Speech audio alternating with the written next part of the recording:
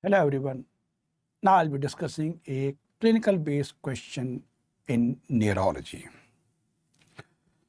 Well, the question goes like this. A 45-year-old hypertensive man present with sudden onset of excruciating headache, described as the worst headache of his life, followed by repeated vomiting and neck stiffness.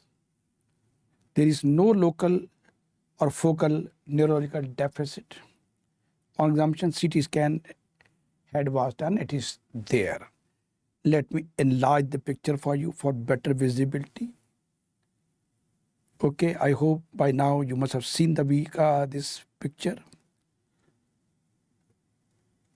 Now, what are the most likely diagnosis? Acute bacterial meningitis, ruptured intracranial aneurysm, hypertensive intracerebral hemorrhage, or ischemic stroke.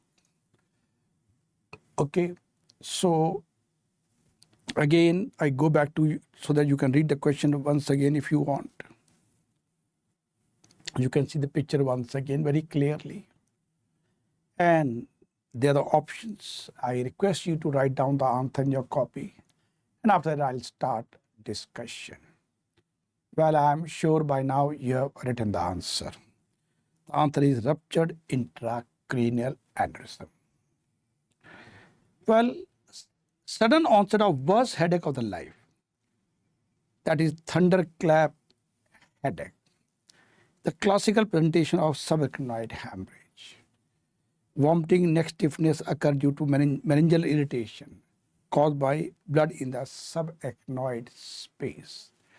One strong point which goes against meningitis is absence of fever. Okay, remember, fever is usually there in meningitis, not in subarachnoid hemorrhage. CT scan show blood in the Sylvian fissure. Look into this. This is the blood in Sylvian fissure. This one. This is the blood in the supracellular cistern, blood in the ambient cistern, and fourth ventricle. Beautiful picture, but this is the most classical feature of a case of subarachnoid hemorrhage. Okay. Well, the absence of focal neurological deficit is common in early stage of aneurysm, SAH, especially before complications such as vasospasm develop. Hypertension is an important risk factor for the formation and rupture of intracranial aneurysm. In our case also, the patient was hypertensive. The most common site of Berry aneurysm are anterior communicating artery, followed by posterior communicating artery and middle cerebral artery bifurcation.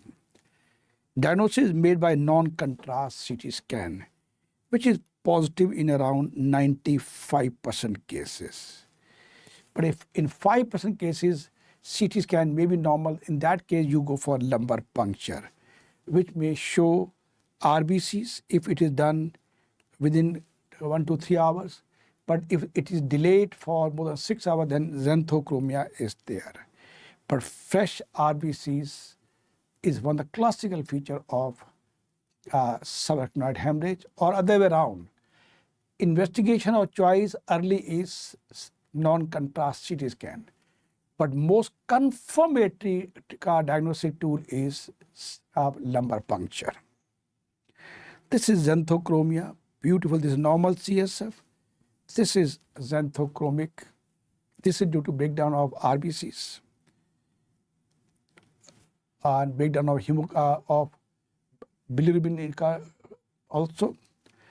When the hemoglobin breakdown, it makes bilirubin, and that gives the xanthochromia. Definite treatment is endovascular coiling or surgical clipping, and nimodipine is given to prevent cerebral vasospasm. Last minute revision point: thunderclap headache, neck stiffness, blood in the Sylvian fissure is equal to aneurysm subarachnoid hemorrhage unless proved otherwise. Most common cause of spontaneous SAH is rupture of berry aneurysm. Trauma is the most common cause of SAH overall. But if the question is regarding non-traumatic, then it is rupture of aneurysm. But overall, trauma is the most common cause of SAH. Friends, we daily upload question of the day video every day at 9 p.m. in our YouTube channel, Dr. Bhatia Academy. For any query, please contact my staff. The number is given. You can click the photo. For free video of smart medicine, please download Dr. Bhatia Academy app. Go to smart medicine section, content and demo. For any query, please contact my staff, this number. Smart medicine are the only lectures in the whole world which have been recorded in integrated way. Topic has been recorded. Everything about that topic is given. They're the world's best lectures. Many of the free demo videos are there in our app.